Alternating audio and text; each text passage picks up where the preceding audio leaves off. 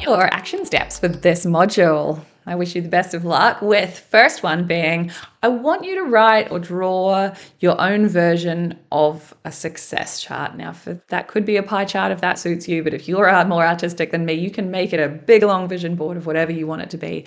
But I want you to really check in with which things you're being distracted by your parents or peers or your CV definition of success. And I want you to make sure that you've got a balanced pie chart and your visual preference of how much you value what things so that you can look at the opportunity cost of them. The next thing I want you to do is I want you to make one decision this week that's moving towards something.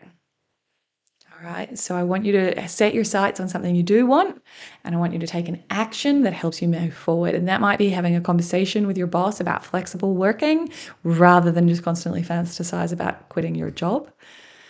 I want you to consider going to a speed dating event if a relationship is something that you are lacking and you want to move towards. Book a mentoring catch up with someone who inspires you and you want to know how to break into their field. Take one action this week towards something on purpose, okay? And the semi-flip side of that, the other action is I want you to identify one thing in your life that is kind of the default that you just fell into. And that might be professionally, that might be personally, that might be lifestyle, scrolling on your phone in the evenings or, doing all your life admin on a weekend rather than just enjoying the weekend. I want you to think about things that you do by default and then kind of now a habit and you've sort of ingrained them. But if you redesigned your life over, those aren't things you would have built in. I want you to notice the defaults and I want you to start making a plan towards at least one of them being an on-purpose strategic choice.